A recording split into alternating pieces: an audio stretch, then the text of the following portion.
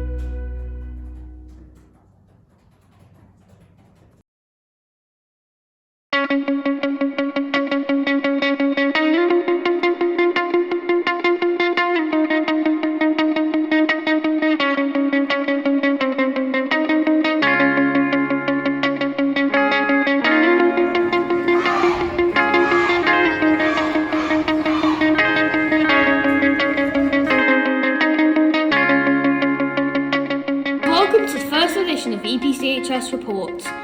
Today we will be looking at the Roman fortress of Chester. The Romans were a prehistoric civilization who created a large empire which spanned the Mediterranean Sea. They landed in Britain in 43 AD and remained there for approximately 300 years. When they settled, they made Colchester the capital. However, some historians argue that they were preparing the city of Chester to become the capital of Britain, or as they called it, Britannia. The Roman name for Chester is Diva, and it was the largest Roman fortress in Britain. It boasted the largest amphitheatre in the north of the empire and featured an ornate, mysterious building, fit for an emperor, known as the Elliptical Building.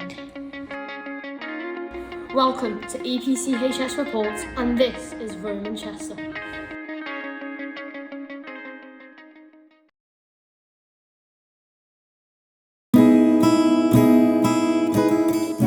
Chester attracts over 8 million tourists per year, due largely to it being one of Britain's most famous heritage cities.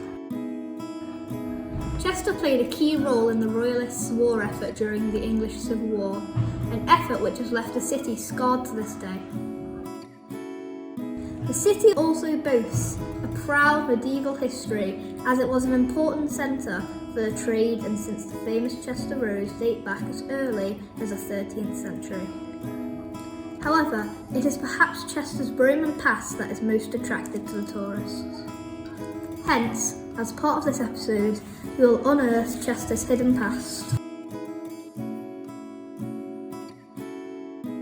by observing the racecourse, which was once the largest shipping port, to artefacts concealed in restaurant basements, and considering the significance of unassuming religious Roman shrines, we will bring life to Roman Chester, Diva Victrix.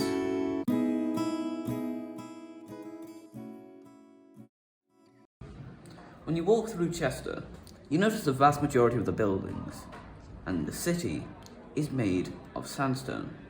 It was the Romans that set this trend, as they established a sandstone quarry along the banks of the River Dee. This was placed here due to the fact that there used to be a large area of water around there. This was ideal to place here due to the large area of water, which was also ideal for the travelling of stone and crafting of forts. Perhaps the most impressive of their sandstone constructions was the amphitheatre that sits just outside the city walls. Amphitheatres are open-air entertainment buildings. They were used for plays, gladiator combats, executions, chariot racing, and animal slaying. They were central to Roman culture and proved a useful way in which emperors and the leading elite could entertain her people and warn the Romans of the consequences of disobedience. Regular events proved an efficient way to please the Roman people and keep them on side. We can only see 1/3 of the Roman amphitheatre. This is because there is a very ugly listed building over there, and because it's listed, we can't knock it down.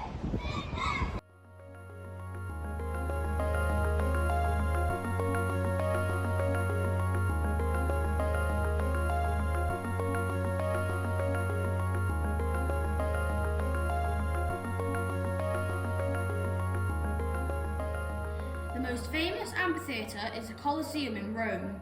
It is over 1,900 years old and had a capacity of over 50,000 people. The Colosseum is the most complete Roman amphitheatre and is one of the world's most recognisable buildings. Another interesting artefact found in Chester is Minerva's Shrine. This is Minerva's Shrine. Minerva's Shrine is hidden to many people in Chester. Romans believed in multiple gods and goddesses, including this one. Minerva was the goddess of war. Dating from the early 2nd century, the shrine is carved into a sandstone quarry. It is the only monument of its kind, as it hasn't moved from its original position. Since Minerva is the goddess of war, she is depicted with a shield, helmet and spear. Two more gods of the Roman times are Apollo and Jupiter. Apollo is the god of many things like archery, music, dance, healing, disease, as well as the sun and light. He was very inspirational out of the Roman gods. Jupiter was the equivalent to Zeus in Roman mythology. He was king of all the gods and was known as the sky god. Just along from the amphitheatre is the Roman Gardens. Here you can find a variety of Roman artefacts, like this column here. The Roman Gardens weren't built by the Romans. They were built in 1949 by Graham Webster and Charles Greenwood to display building fragments from the Roman legionary fortress of Diva. The gardens include pieces from some of the most important military buildings, the main baths and the legionary headquarters, as well as general artefacts found throughout the city. A mosaic and reconstructed hypocourse can also be seen in the gardens. A hypocourse is an ancient Roman heating system. It comprises a hollow space under the floor of a building, which would circulate hot air into the room.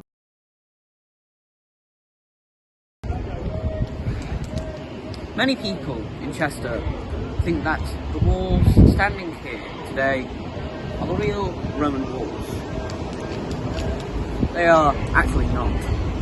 I am standing on the real walls right now. The Roman walls were built in the same distinct shape as all Roman fortifications throughout the empire, in sort of a playing card layout. There were two main roads that ran down the middle of the fortress, from top to bottom and side to side. These roads would intersect at the centre of the fortifications, known as the Principia. This was the name for the headquarters of a Roman legionary fortress, and would have housed the treasury and important officials. Here we are now at the heart of the fortress, the Principia. Now we see the Roman treasury, which usually would have been heavily guarded.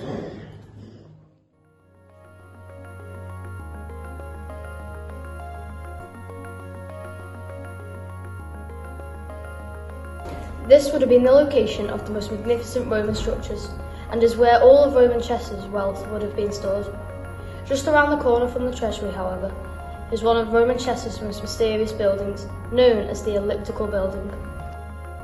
Though it was never finished, it would have been large and lavish. Some suggest that it could have been a shrine, similar to the Pantheon in Rome, whereas others argue that it was the local governor's residence and seat of provincial administration.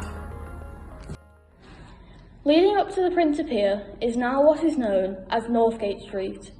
Along here we find well-known brands such as Pret a Manger, Zara and Starbucks. Underneath these stores we find further evidence that this was the administrative centre of Roman Chester.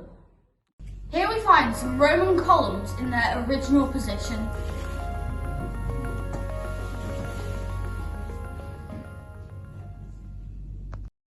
What we now know as the Chester Racecourse would have been known as a Roman ship port.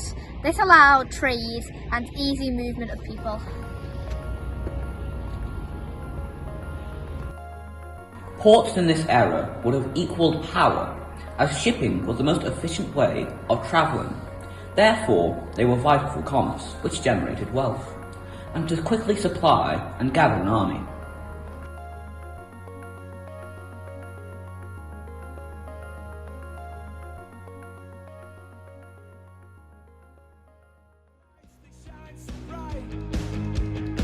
Now let your heart soar. So, what have we learned about Chester?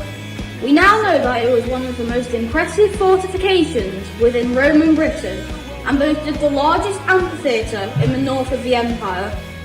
Moreover, the city was ideally situated as it allowed trade and the easy movement of people due to a large shipping port which once existed where the Chester Racecourse now stands. And perhaps most impressive of all, there is strong evidence to suggest that Chester, once known as Diva Victrix, was intended to be the Roman capital in Britain through virtue of its impressive scale and due to the fact it featured an ornate elliptical building fit for an emperor.